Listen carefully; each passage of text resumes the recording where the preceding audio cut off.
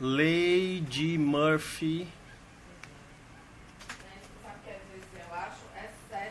Lady Murphy. Eu estou já ao vivo, se você começar a ficar me dando lição de moral. Todo mundo. É. Lady Murphy. Lady Murphy. Conhece, Pérez, Lady Murphy? Murilo, seja bom dia, bom dia. Atrasado pela primeira vez em 21 dias. Atrasado porque aconteceu um imprevisto aqui que vocês nem sabem. Mas estamos juntos. Cissa, bom dia. Então é isso, ó. Tentei fazer uma artimanha aqui, meu celular resolveu resetar sozinho. Não queria mais reiniciar. Mas estamos juntos. Quanto ao sol ainda há esperança. Então, estamos aqui. Agora, Samir. Era aí, seu Samir. Quando não houver saída, quando não houver nenhuma ideia, vale uma vida. Quando não houver esperança. Pega as cartinhas ali. Bom dia, meu amigo. E aí, meu amigo? Como foi essa briga aí com o celular? Passei um perrengue aqui, rapaz. Isso é bom. Bom dia. Bom dia. O que aconteceu? Deixa eu mostrar pra vocês o que aconteceu. Eu tentei usar um tripé aqui pra poder deixar o celular e não ficar segurando. Quando eu botei o tripé, que eu botei o celular, ele resetou, ele apertou o botãozinho, o bicho resetou e resolveu não iniciar mais. Porra. Então ele ficou travado, tipo o tela azul do Windows. Sim. E na terceira tentativa de rebootar o celular foi que ele voltou. Tem que ser com emoção, né, Samir? Sempre. Senão não vale. Sejam bem-vindos, Samir. A galera que tá chegando aí. Hoje eu vou bater todos os recordes porque vem o seu público, né? Que eu só tenho uns 4, 5 doidos que vêm todo dia. Mas o importante é a nossa mensagem. O nosso público vem a reboque. Samir, meu amigo, eu queria começar só dizendo uma coisinha, porque hoje a estrela é você, tá? Eu vi sua live ontem, eu vi várias lives dessa sua semana. Sim. Me emocionei com você ontem, assim, pela verdade que você transmite, tudo que você faz. Eu queria que você falasse um pouquinho, já chegando, falando um pouquinho, especificamente dos bastidores da escrita. Hoje eu escutei 3 textos seus, o Alto Amor, as escolhas, o movimento, porra, fantástico. Eu tava revendo algumas coisas que eu já tinha visto. Sim. Enfim, você já chegando, fala um pouco dos bastidores, a emoção que você sentiu ontem, explica o que aconteceu ali. E eu tenho aqui, eu vou até já fazer um spoiler. Eu peguei aqui algumas cartinhas do Puxando Conversa, selecionei algumas perguntas pra gente fazer, fora o público aqui, para que a gente bata esse papo. Então, meu cara, seja bem-vindo. Obrigado. Vamos contando um pouco da nossa história aí. Mas fala aí, o que aconteceu ontem e o que é que você está aprontando por aí? Ontem, rapaz, eu entrei para responder perguntas que me tinham feito sobre esse projeto que criei no passado, junto com o meu sócio, né? Que você participou lá do lançamento, né? Naquele auditório. E eu me vi com várias perguntas ali, mas eu sempre, quando eu pensei em escrever ou compartilhar alguma coisa, eu sou um pouco assim na minha vida. Eu gosto de falar sobre coisas que ninguém fala, eu gosto de fazer coisas que as pessoas normalmente não ouvem ou fazem, porque eu acho que isso traz Ontem eu estava entrevistando o Daniel Cage e ele, no começo da entrevista, ele agradecendo, ele falou assim, velho, às vezes eu ouço as suas lives ou algum conteúdo seu, e aí eu me paro assim e falo, porra, não é possível que esse cara tá levando isso para essa perspectiva. E eu nunca tinha pensado sobre isso. Isso para mim é o meu maior orgulho, não de vaidade, mas assim, eu acho que a gente precisa de ter outros prismas da vida, sabe? Porque se esse prisma estivesse funcionando, tá todo mundo nele, né? Satisfeito, pleno. E eu não é isso que eu vejo no meu mundo, ao meu redor. Então eu tenho que trazer, poxa, será que é isso mesmo? Né? Será que a gente não vai mais para cá? E ontem, quando eu estava ali com várias coisas anotadas para falar sobre estratégias de venda de produto, eu falo, cara, quer saber de uma, velho? Não é isso que eu estou sentindo aqui, entendeu? De manhã eu estava me sentindo um pouco emotivo, não sabia o que era.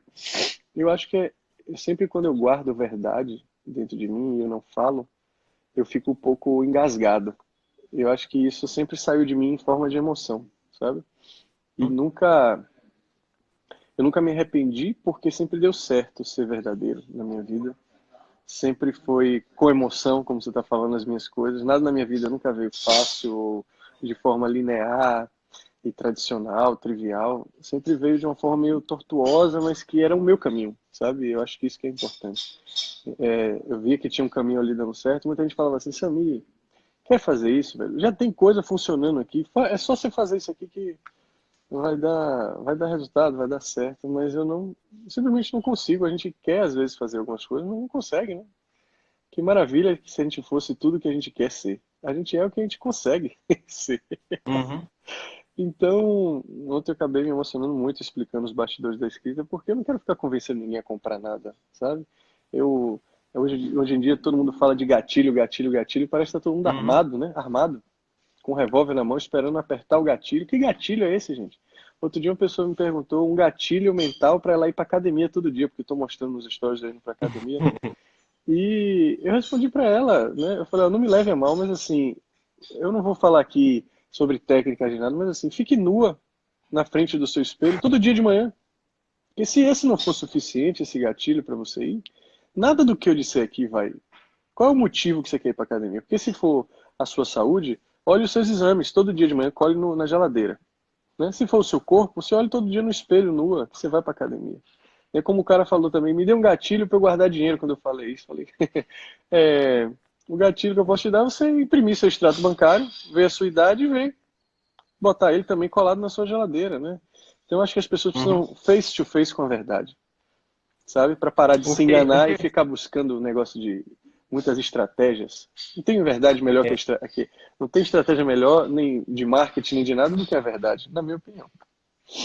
sabe o que eu senti ontem, Samir? Vê se a minha percepção tá coerente. Você falou num dos textos dos bastidores da escrita que eu estava assistindo, quer dizer, escutando, depois ouvindo você falar sobre o seu texto. Você falou um pouco sobre alinhamento, né? Sobre quando você tem, não sei Aham. se foi a cabeça, o que você É, pensa, o seu coração. Você o falou que sobre esse você alinhamento pensa, o que você fala e o que você faz. e o que você faz. Me pareceu que você estava falando uma coisa que não estava alinhado. Sim, Aí que você parou assim, você falou, peraí. Não é isso. é, E aí exatamente. você falou, aí você, acho que É, você deixou vir o sentimento e é, aí quando você voltou a falar, você voltou alinhado. Foi isso, mais ou Foi menos? isso, e também porque no meio desse tentativa de alinhamento, eu lembrei a história, eu ficava lembrando da história de como começou os bastidores e é uma história lindíssima. E por isso que eu trouxe ontem Vili e Lai para participar, porque quando eu penso no que eles fizeram com a vida Uhum, deles, a coragem que eles tiveram, eu sei essa dor que é. Você largar o emprego, você. Lai, é um casal, né, que é o meu sócio, Lai, ela largou um concurso público, ela apostou no sonho dela. Eu dou muito valor a isso. Eu falei para. Outro dia eu fiquei pensando, falei sobre isso nos stories. Um dia eu fiz uma ação para ajudar. Aqui eu arrecadei quase R$ 500 mil, Sérgio. Eu nunca vi esse dinheiro na minha mão. R$ 500 mil eu arrecadei fazendo um vídeo para um abrigo. Reconstruir lá com a ajuda da mão de obra da Odebrecht e com outras pessoas, dois prédios para abrigar 127 crianças num lar aqui em Paripe, em Salvador. Mas levar um grupo para a Índia, por exemplo, e ver as pessoas se transformarem na minha frente, de 6 pessoas, me trouxe muito mais satisfação do que essa ação uhum, que foi grandiosa em número e socialmente também. Mas eu sempre fiquei me questionando por quê.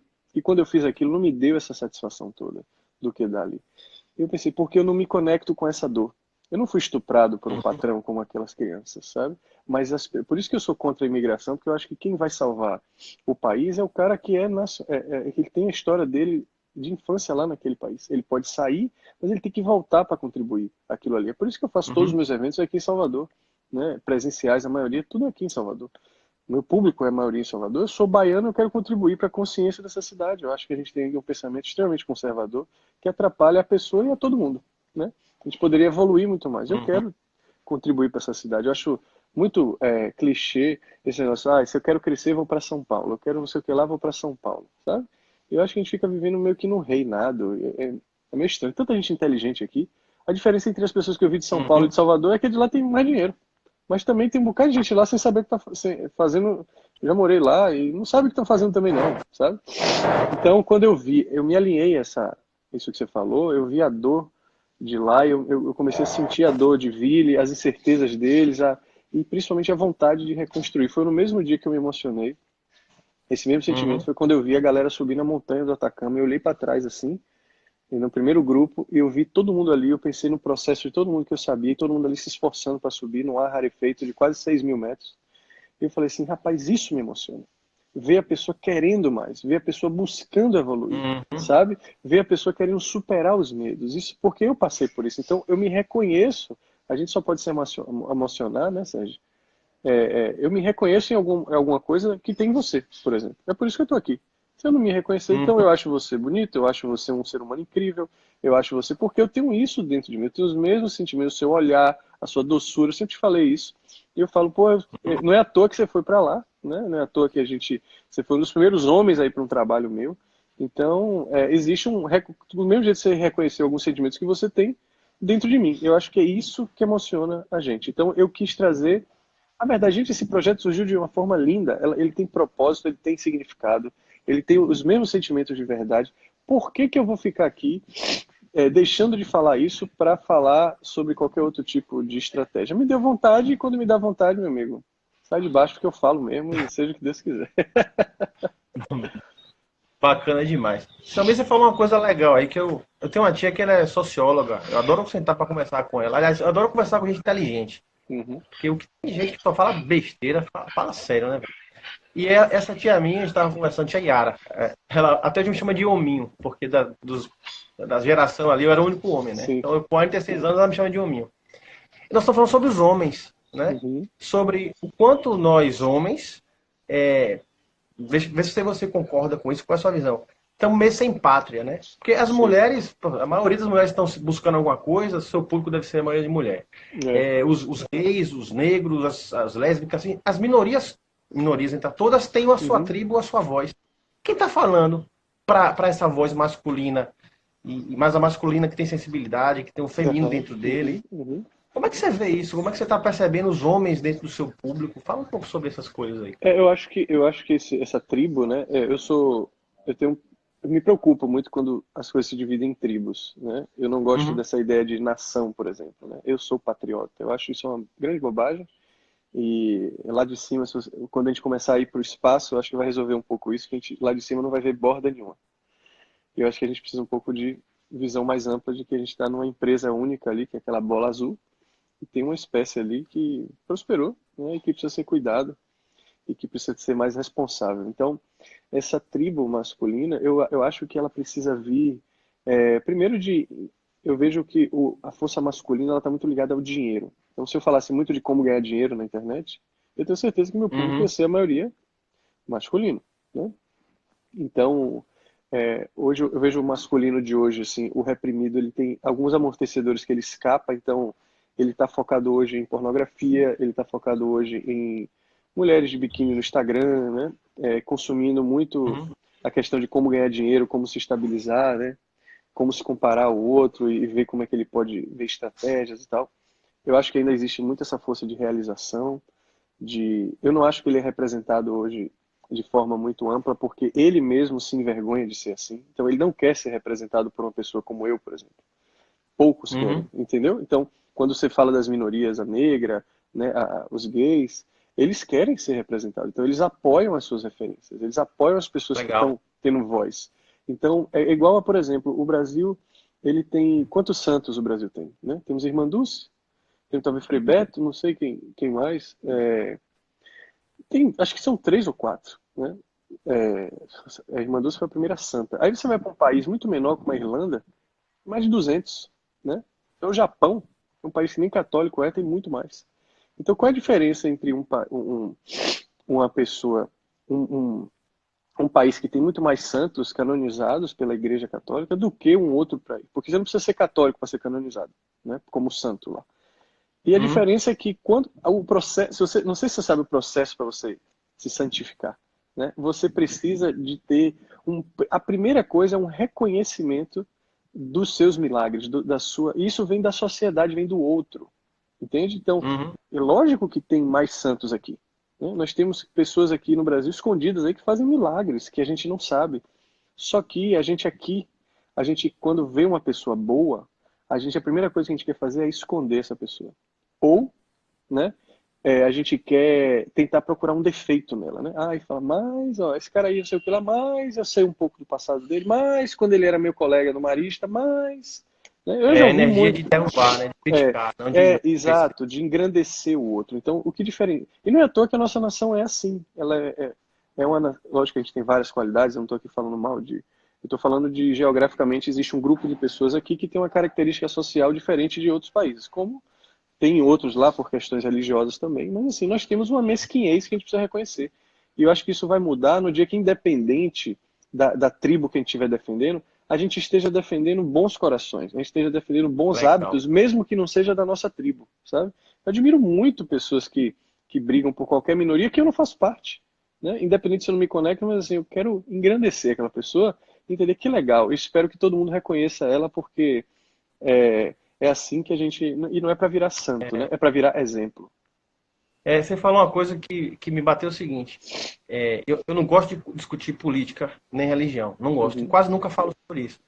Mas eu percebo muita gente que teoricamente defende as liberdades, mas no seguinte sentido. Samir, você é livre desde que você concorde comigo. Ou Sim, seja, se sim. você não concorda com Uhum. nossa caixinha aqui, Uhum. você tá Isso fora e acontece você é o dentro de demônio. casa, né? Isso acontece dentro de casa, né? Os pais podem Pois chegar e falar é. assim, ó, eu te amo, tudo, mas assim, subliminarmente, desde que você faça um concurso público, desde que você não me É, dê prejuízo, desde que você honre o seu diploma, isso está velado. Mas as hum, frases que são ditas, se você for botar na mesa uma tradução, né? Você vai ver que existe isso, né? bacana. Cara, vou pegar uma perguntinha aqui do Vai lá. Papo Conversa, viu? Samir, o que você gostaria de parar de fazer, mas ainda não conseguiu? Uhum. Eu achei que você vinha com aquelas perguntas de Instagram, que vai botar na testa, que tem umas perguntas bem capciosas ali. Não, eu Mas peguei essa aí algumas foi aqui. light, foi light. O que eu gostaria de deixar de fazer? Então, Você não conseguiu ainda. eu não consegui ainda. Rapaz, Sérgio, eu acho que essa pergunta fosse um tempo atrás, tinha uma lista grande. Mas hoje, assim, não é que eu queria deixar de viajar, mas a viagem ela me traz uma falta, que é uma Uhum. falta de ter uma rotina no sentido de cuidar mais da minha saúde, né? Por exemplo, é muito difícil você estar na Índia e ir para a rua correr ao ar livre, né? A Índia tem uma poluição muito grande, tem um trânsito muito complicado, então não tem infraestrutura suficiente para fazer isso. Então, quando eu chego aqui em Salvador, como eu parei na Austrália, eu parei um mês na Austrália de propósito, depois eu vim para passar um mês em Salvador. Então, eu estou cuidando muito da minha saúde. Eu estou meio que ganhando, sabe? Então, o meu desejo hoje, assim, se você for ver, eu quero abrir novos destinos, então é por isso que eu estou viajando muito esse ano 2020, né? Eu quero abrir mais uns 3. E aí depois eu vou dar uma diminuída no sentido de tentar equilibrar para ter uma base onde eu pare ali, respire, medite, tenha um canto para mim, para não só produzir conteúdo e tal. Como eu falei, eu faço as lives aqui na casa de meus pais, né? E aí, às vezes, ele tem que sair da sala, porque a internet aqui é melhor. Então, o deixar de fazer, eu acho que é incomodar um pouco, nesse sentido, aqui, principalmente, e estar nesse caminho que eu já estou, que é da independência, não só financeira, né, mas de independência de... por exemplo, eu nunca morei sozinho, percebi isso. Eu morava com meus pais, aí eu fui para o Odebrecht. Aí eu fui morar com um engenheiro. Depois ele saiu de casa, eu fui morar com outro engenheiro. Depois eu casei e a minha ex-mulher foi para lá. Depois eu fui viajar, viajei com ela. Depois me separei e viajei com outra namorada. E então, eu nunca morei sozinho em Salvador, eu nunca morei sozinho em lugar nenhum. Então, entende? Uhum. Eu tô. Perfeitamente. Então, eu falei isso, eu tenho 37 anos, aí a pessoa fala, pô, esse cara é livre, leve, solto, não sei o quê, mas olha isso, incoerente, né? Nunca tive esse momento, assim. Então, acho que fugi um pouco da pergunta, mas tem esses desejos Entendi. aí. Na verdade, você está dizendo mais ou menos a minha vida hoje é quebrar a rotina. Eu estou com vontade de ter algumas rotinas, é isso. É um equilíbrio, né? Porque quando a pessoa pergunta qualquer coisa para sempre para mim, você moraria onde? Eu falo lugar nenhum, porque eu sei que a pessoa está falando de para sempre. De todos os lugares que você Uhum. falou, você moraria onde? Eu falo lugar nenhum, porque o que você está falando para mim, eu entendo de outra forma. É, Unicamente não moraria em lugar nenhum, mas eu quero ter 4 lugares para morar no ano, 3 lugares, 4 meses em cada um, Uhum. entendeu? Hoje é a rotina que eu Entendi. quero encaixar, assim. Eu me identifico com isso porque, né, nós temos uma grande amiga em comum, Camila, né? Aham. Foi através de Camila, minha terapeuta. Hoje eu não estou mais acompanhando com ela, Vou mas encontrar ela daqui a que pouco. posso estou com ela. Hã? Tô indo pra lá encontrar ela daqui a Vai pouco, assim que falar? acabar aqui. É. Dá um beijo nela. E aí Camila me fez uma pergunta. Na verdade, foi por ela que eu te conheci lá no meu lugar do mundo, Uhum. no Capão. E a pergunta que ela fez foi: por que você não faz alguma coisa só sua? Tipo uma viagem e tal, né? E eu Foi nunca mesmo. tinha percebido aos 44 anos que eu, cara, eu nunca estive sozinho. Eu nunca morei Aham. sozinho, porque desde Aham. que eu me entendo por gente, eu divido quarto com o irmão, depois eu fui dividir quarto com Larissa, Sim. e deu 3 filhos, então ter a oportunidade de estar sozinho, eu fiquei 10 dias no Caminho de Santiago, né, caminhando. Você fez, inclusive, me estimulou a Uhum. tomar essa decisão mais rápido. A decisão já estava tomada, né? Na verdade, acelerar Sim. a ação. Enfim, então quando você se dá o direito de ficar só, É. é uma sensação de liberdade sensacional, né? O É. Caminho de Santiago mesmo foi uma experiência que não tem como descrever É. a liberdade de você fazer o que você quiser, É. mesmo que seja nada, Eu assim, acho que é o único fantástico. lugar que você consegue ser 100% você é na solidão. Eu acho que um pouco a gente precisa de ter ela para se reconhecer. É aquela coisa, aquela música de Capital Inicial, né? O que você faria se você pudesse ser e ninguém pudesse te ver, né? Uhum. Aí ele fala que como você dançaria no quarto, como você, porque o outro ele é um fiscal, não tem jeito, né? Ele é um espelho para que você fale assim, poxa, eu estou me vendo através desse cara. Sensacional. Vou pegar outra aqui. Vai lá. Se você pudesse resumir toda a sua experiência de vida em 3 conselhos, quais seriam? Conselhos. É, tente ser o máximo gente que você puder. Gente, de verdade. Quando eu fui definir como era a minha profissão de coach, eu vou ser coach de quê? Tem coach profissional, coach não sei o quê. Eu falei coach de gente. Porque eu não consigo quebrar o ser humano em outra coisa que não seja a gente. Então seja o mais próximo de humano que você tiver, que isso é o que te dará segurança para que você consiga, seja lá vender um produto, seja lá arranjar um emprego. No final, algumas habilidades são pré-requisitos para você entrar naquele lugar e ser humano. A gente não pode esquecer disso, Legal. né? Tem muito clichê para você ser humano, você tem que ser você, então talvez um puxe o outro aí, né? Você precisa ser você, principalmente porque você já tentou ser todo mundo. E o último que vai faltar é ser Nossa. você. Então, dentro daquele elenco do filme, né? Dentro daquele elenco da novela que passa aqueles nomezinhos todos, e é muito simbólico, né? Tem o nome do personagem e o nome do ator ali do lado. Então, assim, ok, seja todo mundo, e talvez você já tenha sido vários aí. Um dentro de casa, um no trabalho, um com os amigos, enfim. É uma hora que, assim, em algum momento da sua vida, tente puxar a gaveta e pegar aquela fantasia, ou deixar todas as fantasias dentro da gaveta e sair sendo você, né? E o terceiro, eu diria, muito pensado em ontem, assim, também vale para ser humano, chore mais, sabe? Chore mais. Chorar é muito bom. Chorar, a gente linkou muito a tristeza. E tem coisa melhor do que chorar de alegria, né? Ontem eu chorei de alegria, né? Eu acho que a gente linkou muito o choro, o sofrimento, na verdade, é sentir que está vivo. Então, imagine que você está com sua namorada, aí você acha que você não gosta dela e tal, aí você vai lá e termina com ela. Aí quando você termina e você Uhum. vê ela chorando, você começa a chorar também. Aí de repente você pede para voltar com ela, porque você fala assim, poxa, eu amei essa mulher, eu me emocionei porque você chorou. Então a gente linka muito o choro a como se estivesse vivo. A gente se sente vivo. E quando a gente vê uma pessoa chorando no final de uma prova, de uma Olimpíada, a gente não está vendo ela chorar de tristeza, está vendo chorar de alegria, de conquistar alguma coisa. Uhum. Então, por isso que o esporte eu acho fantástico, né? Não talvez a questão. A Olimpíada serve um pouco, porque às vezes é sem sentido, né? Pô, todo mundo correndo ali para ver quem é o melhor do mundo. Tem um pouco de ego, mas serve como desculpa para a gente se emocionar e inspirar as pessoas. Então, Uhum. eu acho que a gente se acostumou a linkar a tristeza com uma sensação de estar vivo. E é por isso que hoje, muitas vezes, a gente se violenta justamente para tentar se emocionar. Porque a gente não consegue chorar de alegria, sabe? Então a gente começa a se colocar em situações de sofrimento, né? A gente começa a ser muito melancólico, né? A gente começa a ver muita tragédia como se fosse assim, poxa, eu me sensibilizo com isso, né? Eu sou vivo, Uhum. né? Essa tragédia está me abalando, ai, esse atentado na França, não sei o quê. E na verdade não é isso, né? Não é isso, porque tem coisa para você se emocionar no seu dia a dia e você tá travado. Então, eu acho que é isso. Ser humano, ser você e chorar mais. Chorar, grandes, grandes lições. Aí o coraçãozinho aí, o pessoal. Chorar talvez seja um transbordo, né?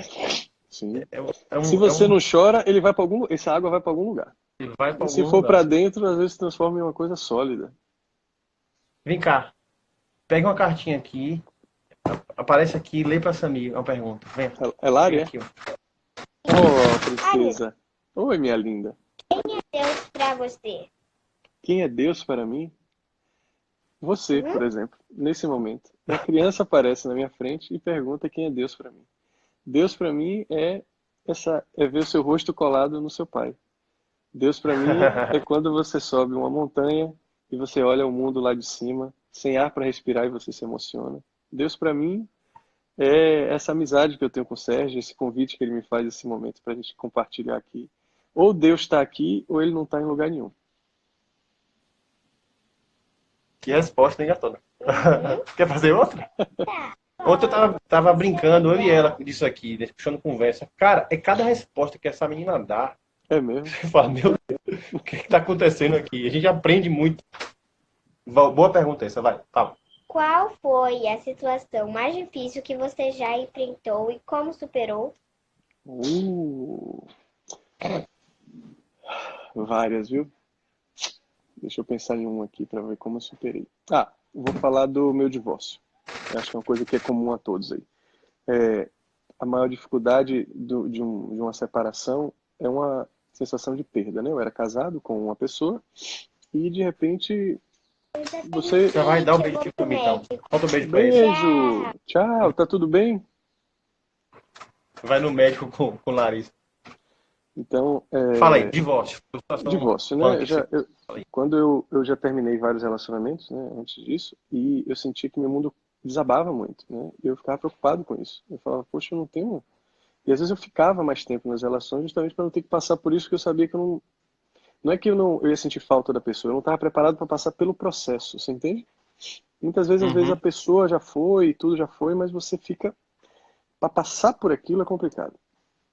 E aí, pela primeira vez, né, quando aconteceu isso, foi a primeira vez que eu terminei algo, mas que eu tinha pela primeira vez outros pilares na minha vida que se sustentava. Porque o que acontece? Quando você não tem, né, você tem que ter alguns pilares na vida, né? Sei lá, vamos falar de profissão, você tem que fazer o que ama, né? Isso te segura, te sustenta, porque quando você olha e não tem nada, você fala assim, porra, mas eu tenho isso aqui, eu contribuo. E eu não estou falando aqui de que, eu tenho uma empresa com 100 funcionários, eu tenho boca para alimentar. Se seu propósito for esse, tudo bem. Mas isso aí você não vai sustentar, porque você tem que se nutrir primeiro para poder nutrir outra pessoa, né? Então você tem que fazer o que ama, né? Você tem que... Lógico, o dinheiro também é importante, então você tem que fazer o que ama e ganhar dinheiro para que você consiga espalhar mais a sua mensagem, né? Você consiga sonhar, fazer seus planos. Tá? Você tem que ter um pilar de controle emocional, né? Onde as circunstâncias acontecem, mas você consegue se equilibrar no meio daquele turbilhão e consegue ter um centro, né? Eu acho que você tem que ter um equilíbrio, um outro pilar, corpo e mente, né? Você tem que estar... O que você pensa, você precisa estar sentindo de... Se você estiver desconfortável aqui, é bom você se sentir desconfortável aqui no corpo também, para que você veja que está tendo uma comunicação entre eles. Mas se você estiver bem de corpo, né? Eu conheço muita gente que faz yoga e às vezes fica mais nervoso ainda, porque yoga ele vai trabalhar o corpo, porque ele está indo pelo motivo errado. E quando você... O yoga é uma ferramenta muito poderosa, então quando você acelera aquilo dentro de você, se a sua cabeça não mudar, ele intensifica seu corpo, mas intensifica a cabeça. Se a cabeça estiver ruim, você piora, às vezes, ao invés de melhorar. Então, eu acho que esse pilar do equilíbrio corpo e mente é muito importante. E o quinto seria desse das relações, que ele muitas vezes é sobrecarregado quando a pessoa, ele não tem os outros pilares, mas você precisa ficar em pé, e de repente a pessoa deposita tudo numa relação. Então você vê pessoas aí que, por exemplo, o grande objetivo da vida dela é ter um relacionamento. Eu não acho que tem problema nenhum. Eu só vejo problema quando você acha que somente dessa forma você vai ser feliz, né? De tantas variedades que existem na vida para você viver, experimentar, curtir, você entender que sem aquilo você não é feliz. Aí eu acho perigoso. Então, pela primeira vez na minha vida, quando eu passei por isso, eu vi que eu tinha concretado, né, e falando um termo de engenheiro, concretado outros pilares na minha vida, né? concretado no sentido de não estava resolvido, mas ele tinha uma espera, né? Quando a gente começa a concretar um pilar, a gente faz um bloco de fundação, espeta os ferros e a gente vai subindo ele. Então, eu vi pelo menos assim, poxa, olhar para a minha época, a minha profissão, e falar assim, eu não tenho uma profissão, eu não tenho dinheiro, mas pelo menos eu consigo vislumbrar aqui algo que eu faço com naturalidade. Então, aquilo me dava força. Então, eu fui escrever e aquilo ali eu começava a transferir forças de carga daquele pilar para outro pilar. Então, aquele pilar ia ficando menos importante, desnecessário. E aí, quando eu fui ver a questão de dinheiro, eu olhava para frente e falava assim, pô, eu não ganho hoje, mas eu sei que eu vou ganhar lá na frente. Basta eu continuar agregando valor e aprendendo a minha melhor forma de comunicar, de agregar valor ao ser humano, que isso vai chegar naturalmente, né?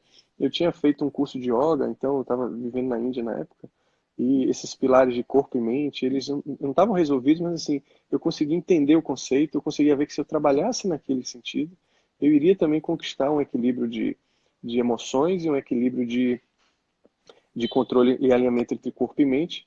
Então, foi a primeira vez que eu vi, e aí uma reflexão para as pessoas, né? Repare que quando você termina um relacionamento, se você olhar para esses outros pilares, é muito provável que se você sofrer muito por aquilo, ao ponto de você se violentar, ficar numa relação muito tempo que não te faz bem, é porque quando você sai daquilo, você olha para esses outros lugares, é como se você não tivesse onde se apoiar. E a gente precisa estar sustentado por alguma coisa. A natureza é assim. Tem algumas plantas que você olha o caule dela, ela começa a ficar esguias, né? O mangue, você vê muito isso. O mangue ele começa a florescer os galhos, ele começa a criar galhos a partir do próprio caule para se sustentar. Todos nós precisamos disso também. Me veio a seguinte mensagem aqui, que é assim, quando a gente acaba um relacionamento, a gente é obrigado a olhar para si próprio, né? Você perdeu aquele apoio. Sim. E aí acho que muita gente não consegue, não sabe o quanto isso é importante, olhar para dentro e termina, vou procurar o próximo, vou procurar o próximo. E aí não vai acertar nunca. Porque isso. Como emprego também, né? Muitas vezes a pessoa olhando. perde o emprego, ele só quer pensar em arranjar outro. Porque ele tem que ganhar um salário para continuar a bicicleta andando, ele não pensa nem o que ele está fazendo, ele não pensa nem em outra área, porque ele já entendeu que ele se identificou demais com aquela área. Então, passar pelo divórcio foi a primeira vez que eu me senti, ao mesmo tempo, triste e feliz. Triste pela forma como foi, triste enfim, uma circunstância de um divórcio não é fácil. Você coloca a luz em várias coisas que doem, né? Mas, como eu disse, não é a falta do ser humano em si, mas é a sua falta. Você vê as suas faltas, os seus vazios, né? Eles se revelam e aí você precisa... Foi por isso que eu fui para o caminho de Santiago, porque eu falei assim, se é para sentir, vamos sentir de verdade. Então, 2 meses depois do meu divórcio, eu estava andando lá no caminho francês por 800 e poucos quilômetros e falei assim, rapaz, depois que eu superar isso aqui dessa forma, porque eu não estava preparado fisicamente, emocionalmente, mentalmente, não estava preparado de nada, tinha perdido muito peso, e eu fui conseguir e no final eu era outra pessoa, né? Eu era outra pessoa, eu tinha muito mais clareza, caminhar ali 8, 10 horas por dia em silêncio é uma coisa... Se eu caminhei 15 minutos por dia durante 2 anos e larguei o emprego e troquei tudo na minha vida, imagine caminhar nesse sentido aí, onde você olhava para trás não viu o início, olhava para frente não viu o final, olhar para cima só via azul e sol a pino na sua cabeça, você sabe muito bem como é isso. E a vida começa a ter vários significados e as coisas que você imaginava que era desse tamanho, você vê que era... Eu acho que isso faz com que você se supere quando você se coloca em situações, para resumir, onde você te permitam, e tem várias na vida, situações que te permitam olhar os seus problemas realmente do tamanho que eles são. Porque hoje o que a gente faz é multiplicar exponencialmente uma coisa que é uma ilusão, né? Você multiplica uma ilusão, não uma realidade. E aí você se envolve demais, se identifica demais e acaba nunca tomando uma atitude achando que aquilo vai ser uma morte física, inclusive. Né? E ninguém morre de amor, só Romeu e Julieta por falta de comunicação. Diz uma coisa, Samir, você fez engenharia, então você deve ter tido uma parte da sua vida muito cartesiana, muito técnica. Sim. E você falou em algum momento sobre a escrita. Qual foi o momento que a escrita apareceu para você? É coisa de infância? Qual foi o ponto de a escrita? O que significa escrever para você? E quando foi que isso virou assim? Escrita é lógica, né? Pura, né? Então, você tem uma forma de começar, então eu uso muito a lógica na escrita, mas as emoções, ela meio que ficam sempre em primeiro lugar. A racionalidade, ela serve para você fazer um fechamento, você trazer uma ideia, porque você não pode simplesmente sair escrevendo tudo que você pensa e não passar uma ideia, né? Não passar, no final, uma mensagem. Então, mas a escrita surgiu porque eu não conseguia dizer para minha mãe, principalmente, o que eu sentia por ela. E eu só conseguia fazer isso através no dia do aniversário dela, no dia das mães, então eu escrevia cartas lindas para ela. Mas eu só fazia para ela. Depois eu comecei a namorar e comecei a fazer para as minhas namoradas também. Mas ficava restrito nesses dois mundos, né?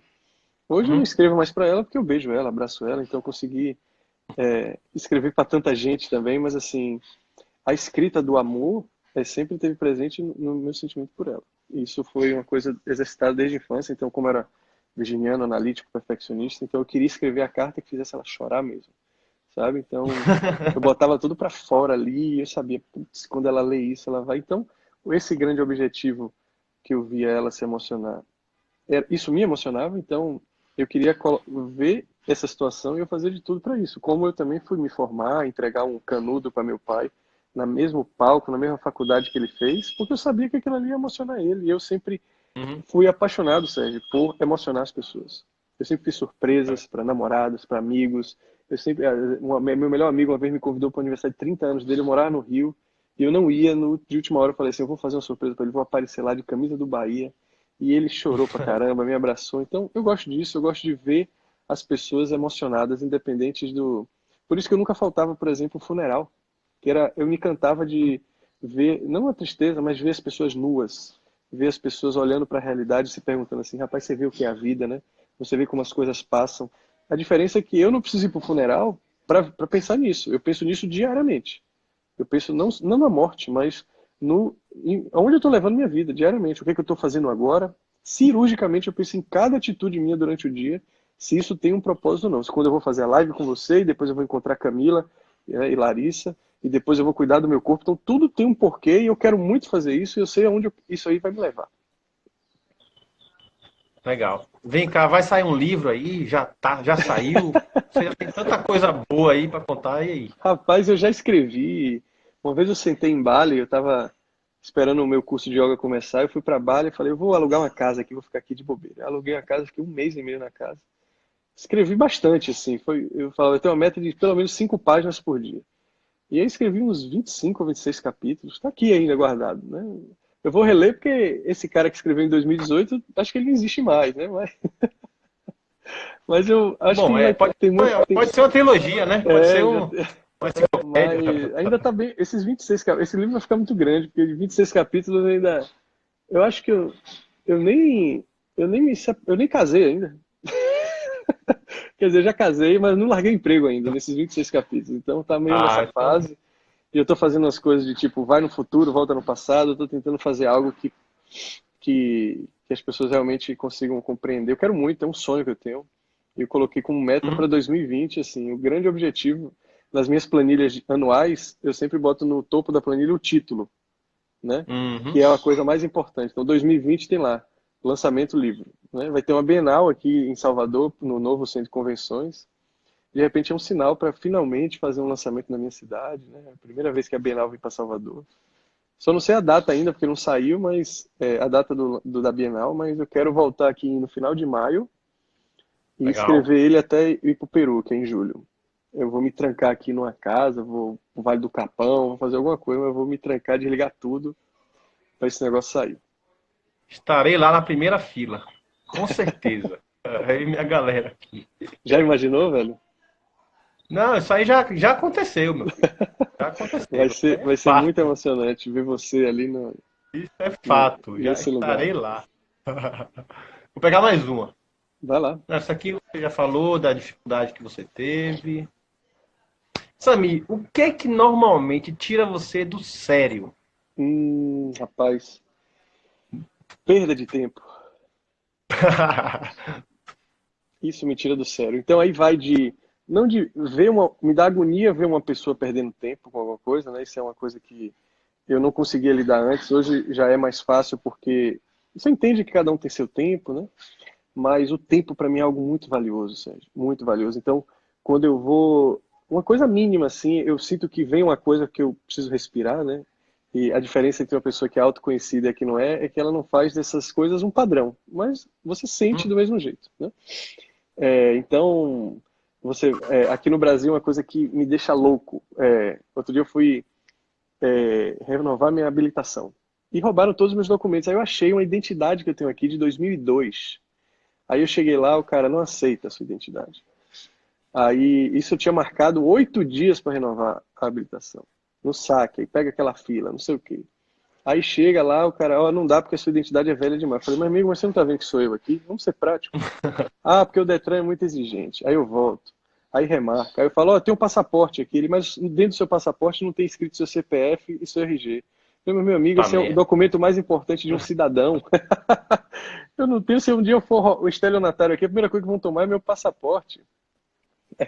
Pelo amor de Deus. Então, a gente perde muito tempo, principalmente aqui no Brasil, né? Desde uma catraca, todo dia eu vou para academia, a catraca não funciona de abrir, eu fico preso ali naquele negócio. Eu falo, gente, pô, vocês estão aqui numa empresa, tem um prédio aqui luxuoso, e você não consegue fazer uma catraca, cara. Então, sabe, eu acho que o que irrita no brasileiro um pouco é saber que as coisas são meio mangueadas, sabe? Não funcionam, no sentido de, na Austrália eu fico encantado o quanto eu ganhava tempo, ver o ônibus chegando certinho, voltando, eu conseguia me programar, porque eu gosto de me programar não porque eu sou certinho, mas é porque eu não gosto de perder tempo. Eu faço muita coisa no meu dia, sabe? É tudo muito Uhum. otimizado para fazer. Não, aqui eu consigo encaixar. Então, ontem eu fui fazer um atendimento, pra você ter uma ideia, às 18 horas em ponto. Eu Uhum. calculei tudo, às 18h52 eu tinha acabado de comer e tomar banho, e fiquei 8 minutos respirando ali até chegar no atendimento. Mas assim, eu sabia que dava tempo, na academia eu estava lá, cheguei lá 4h07 da tarde, e eu olhei, não, se eu sair daqui 5h30, eu gasto isso. Então, eu sou muito assim, eu tenho um cuidado muito grande com o tempo. Eu acho que é isso que me faz, muitas vezes, nossa, você faz tanta coisa, é live hoje, é live ontem, é livro, é não sei o que, é viagem, porque ao mesmo tempo eu respondo muito e-mail aqui das minhas viagens, né, e gente que tem dúvida dos bastidores da escrita, boleto e tal, então eu tenho uma hora, eu falo, não, essas próximas 2 horas é para responder todos os directs. A Uhum. próxima 1 hora é para cuidar do meu corpo. Então, isso muita gente linka ao signo e tal. Eu sou muito grato por ser assim, analítico. Eu gosto muito de ser assim. Não vejo tudo você pode usar para o bem, É. né? Tempo para mim, Todo mundo assim. fala que não tem tempo, né? Tem gente que fala, na verdade, algumas coisas que parece que tem. Outro dia eu falei para um cara, eu falei, rapaz, eu não sabia que tinha 4, 5 vidas por aí. Me conte porque eu não estou sabendo, né? Porque para mim só tem essa aqui. Eu preciso. Porque É, às vezes você fala, parecendo que você está com um plano para daqui a 4 vidas você fazer. isso é. Então, E assim, se a não, gente for olhar o não tempo me que se contaram, perde com assim, né? Eu não tô besteira, sabendo, né? Então, quando eu vejo assim, sei lá, tá numa mesa e o assunto principal da mesa é uma pessoa que não tá na mesa. Aí eu falo, porra, bicho, pelo amor de Deus. é. Então, tem umas perdas de tempo, assim, que hoje me tira do sério, não do outro, mas de mim mesmo, quando eu sei que estão tirando o meu tempo forçadamente, né? Uhum. É por isso que eu não vou mais trabalhar no emprego, nunca mais na minha vida. Você vai ter pessoas trabalhando para você. E elas vão ter Tá, muito tempo livre. eu vi aqui o seu novo grande amigo e parceiro aí, Vili, né? Vilai, como é que Vili, chama ele? Pois Vili é, e Laísa. eu vi você falando no dia lá da palestra, né, na cultura, o quanto esse cara está sendo importante, esse casal. Hum, Então, que bom, bicho, que você encontrou pessoas que estão coladas com você aí, no É, seu propósito. Fico felizão de saber que você achou esse sim, par, esse casal aí. sim, Legal demais. Samir, mais um aqui, ó. Qual foi a última coisa arriscada que você fez? rapaz. E faz tempo isso? Ó, tem uma que faz muito tempo, mas assim, eu não gosto nem de falar nela porque eu me pendurei num prédio lá para fazer uns furos, eu estava sem cinto, sem nada, foi mais uma segurança física, sabe? Do 15º andar lá no prédio no comércio, umas loucuras que eu tenho um problema, Sérgio, um problema não, mas assim, eu sempre tive um sentimento que eu não ia viver muito. Engraçado isso, sabe? Eu olhava para o Hum, futuro, eu não conseguia ver aquele Sami velho, aquele Sami com filho. Eu não sei que pressentimento é esse, mas eu nunca consegui visualizar isso. E ao mesmo tempo eu sentia que isso me colocava em muitos riscos, como se assim, minha vida vai ser muito rápida, então eu preciso hum, viver 10 anos a 1000, do que 1000 anos a 10, como diz Lobão, sabe? uhum, E eu sempre me coloquei muito em risco, sabe? Então eu não tenho um plano de saúde há 5 anos, eu vou para umas montanhas aí sem estar preparado para nada, sabe?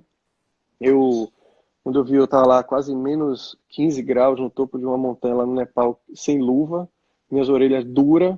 Eu falei assim, rapaz, eu não tô conseguindo respirar, que porra é essa? Por que que você se meteu aqui, meu irmão? E vai andando, vai andando. Eu gosto muito de chegar em limite, sabe? Eu gosto muito de saber qual é o hum. meu e saber que eu vou mais. Isso serve para muitas analogias, assim. Mas, assim, eu peguei minhas últimas economias que eu lembro que eu tinha e gastei tudo para ir para o Caminho de Santiago, depois fazer um mochilão na Europa, voltei em low cost total, sabe? Então, eu me coloco muito em extremos. Então, acho que você perguntou assim, qual foi a última coisa arriscada, eu acho que viver para mim é um grande risco, sabe? Eu acho que você está sempre em risco, né?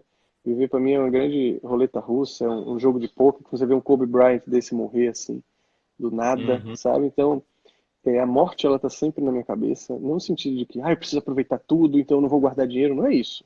Não é Sim. irresponsabilidade nem libertinagem, sabe?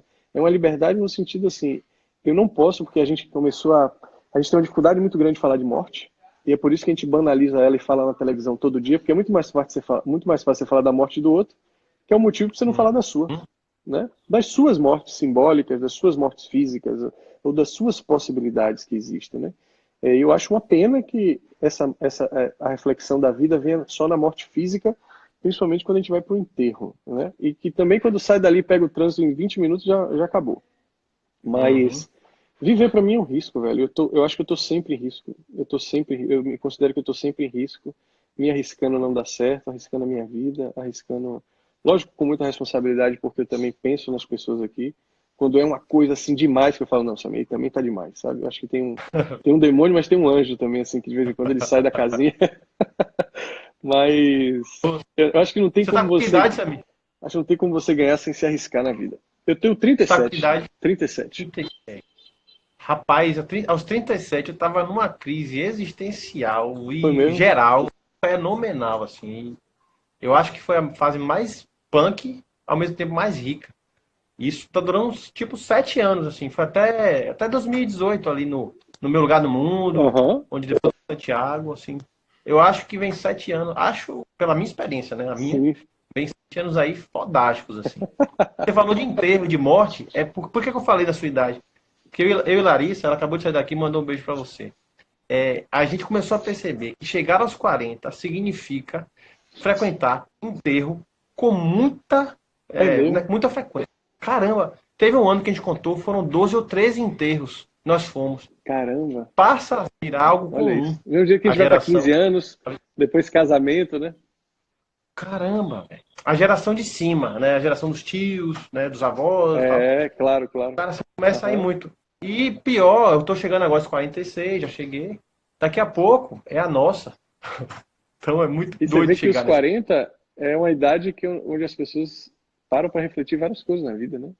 Sim. Várias crises Eu existenciais nessa época aí de 35 a 40 acontecem também. Talvez, aí fazendo analogia, de você ver a morte com mais frequência e ela faz você pensar. mais frequente. Seu corpo, eu, por Aí exemplo, você usava pensar que óculos você é há 10 anos humano, né? atrás. Agora eu digo a você, assim, pra mim, estar nessa faixa dos 40, 45, tudo tem seu tempo, né? Mas a riqueza, a Pô, sabedoria, é. a paciência, cara, é outro nível, É. assim. Eu me sinto muito melhor É. nessa fase do que aos Sim. 30, dadas as proporções devidas. Não estou falando mal de Pô, nada, não, mas é uma fase não, eu fantástica, assim. também. Eu imaginava que quando eu era garoto, eu lembro que o meu grande medo, eu tinha muita vaidade com o meu cabelo. Ainda tenho, né? Fico calvo assim, eu falo, porra, velho, um dia eu vou fazer um implante e tal. Sempre tive muito apego. Meu maior medo, sabe o que era? Quando eu passar no vestibular, eu vou me trancar no banheiro uma semana para ninguém raspar meu cabelo. Nunca me esqueço disso. Eu tinha E eu esse tinha mesmo medo. uma namoradinha, eu tinha uma namoradinha que eu adorava, né? Eu tinha um cabelão grande, vistoso, assim, lindo. E aí eu falei, essa mulher não vai me querer mais. Quando raspei o cabelo, não deu outra. Essa mulher nem me atendia mais. Eu fiquei triste pra caramba. Tinha, sei lá, 17, 18 anos. E aí eu falei, pô, quando eu for mais velho, eu vou ser feio, eu não vou pegar ninguém, eu vou me sentir um cara malquisto. Você é garoto, você tá muito preso a isso, né? E a É, imagem, ela tá muito latente. E aí eu vejo assim, eu falo, rapaz, você vê, eu nunca me senti tão bonito como agora. Independente da quantidade de cabelo, independente da idade, independente da disposição, que não é mais a mesma, mas nunca me senti tão vivo, tão bonito no sentido integral, como eu sempre quis ser, sabe? De uma uhum. coisa que é permanente em você. Então, quanto mais eu leio, quanto mais eu fico me escutando assim, eu falo, puxa, é impressionante. A minha vaidade hoje é quando eu tô falando aqui, eu falo assim, rapaz, você é vaidoso mesmo nesse sentido. Quanto mais eu me escuto, mais encantado eu fico pelo que eu mesmo tô falando. É E isso mais eu me mesmo. entendo, eu falo, pô, que fantástico isso, porque isso aqui nunca vai embora de mim. É o auto-amor, né, que você fala nos Ó, bastidores lá, né? apareceu aqui até Natura Spa de Cabelos, ela é uma Pronto. grande amiga minha, Fabiana, que cuida dos meus cabelos. Sempre quando eu tô aqui, ela vem, venha pra cá que eu vou tirar essa queda, eu vou tirar, não sei o quê. Fábio, eu vou aí, viu, minha amiga? Mas meus travesseiros continuam acordando cheios de cabelo. Vou pegar mais um aqui, sabe? Vai lá. Para você, qual o sentido da vida? Viver. Parar de buscar e viver. Para mim, hoje a gente entrou num looping muito perigoso, que é a gente achar que a gente tem que... Eu pergunto, como é que você tá, minha filha? Tô aqui buscando. Eu falo, buscar o quê, minha filha? Tá buscando o quê?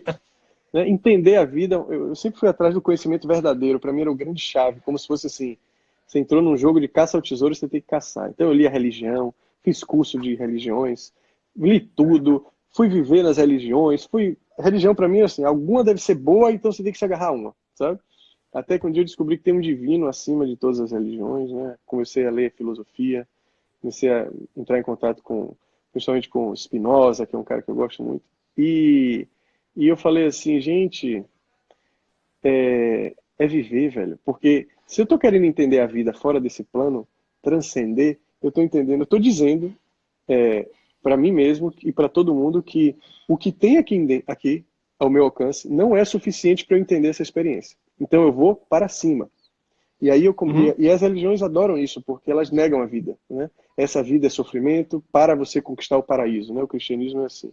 O hinduísmo também, você tem que o objetivo é se livrar desse karma, porque vir para cá significa que você está como se fosse em pecado. Então você tem que passar pela essa coisa penosa aqui para você. O grande objetivo é você interromper a samsara, né? Que é o ciclo de reencarnações, e você um dia alcançar o nirvana, que é algo sublime, onde você não tem sofrimento. Então, essa coisa de evitar o sofrimento, quando eu comecei a ver nas religiões, que é um alento muito grande, eu acho que serve para muita gente, mas assim, eu acho que é igual você começar a ler, você vai para Paulo Coelho, mas depois você vai indo, né? Você vai vendo o que tem mais ali, né? Tudo bem, a religião ali, primeiro diz o que você tem que comer, se você tem que casar, com quantos filhos você tem que ter, aquele negócio, né? Às vezes até a roupa que você tem que vestir, mas depois vem o que disso, sabe? Depois vem o que depois dessa liberdade. Então, esse medo da liberdade, para mim, assim, não tem vida sem sentido, sem liberdade.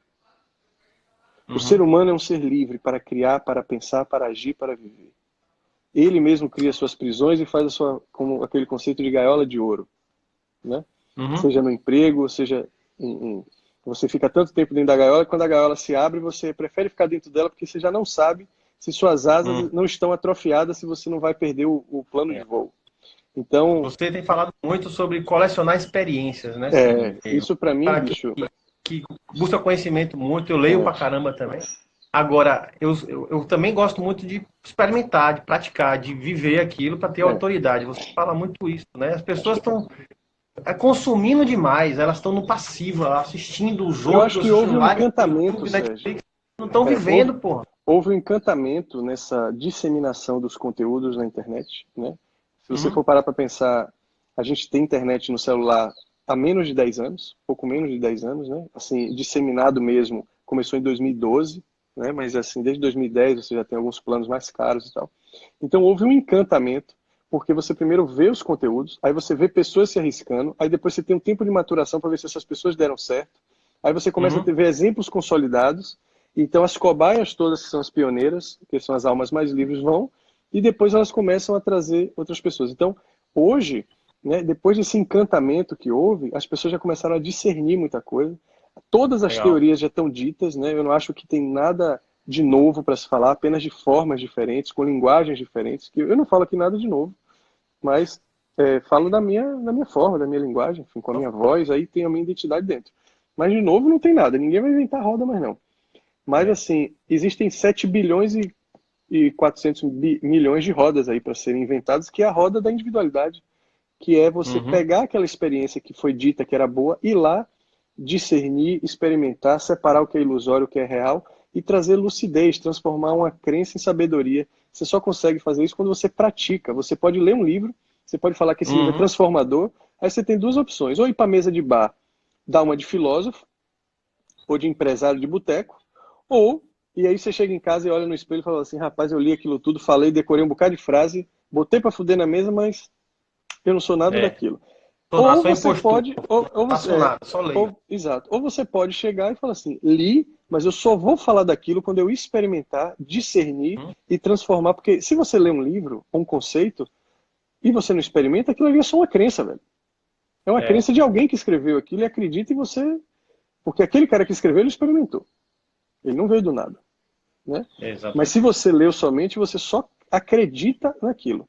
Mas se você pode experimentar, como uma pessoa, eu falo assim, nunca digam quando vocês voltarem da Índia que a Índia é boa ou ruim. Não digam nada. Fale assim, a minha experiência foi assim, detalhe a sua experiência. Você não tem o direito de julgar um país, uma pessoa, nada, sem saber ou experimentar aquela pessoa, aquela história, aquele lugar, aquela comida ou nada do tipo. Legal. Então, o sentido da vida é viver, né? Parar de ficar Viver, velho, a consumindo, né? experiência. O que eu tento trazer para as pessoas é experimentar e tirar as conclusões através dos seus sentidos, do seu sentimento. Sabe? Isso para mim não tem sentido maior na vida do que isso aí. Eu uso muito. Eu adoro o Bob Esponja, não sei se você gosta. Nunca vi. A imagem mental que eu crio é. Sabe o Patrick, que é o amigo do Bob Esponja, que é meio lerdão, assim? E Sim. aí eu vejo as pessoas tipo o Patrick, assim, como ó, Bob Esponja falando e Patrick daqui a pouco tá assim, "Ah", começa a babar.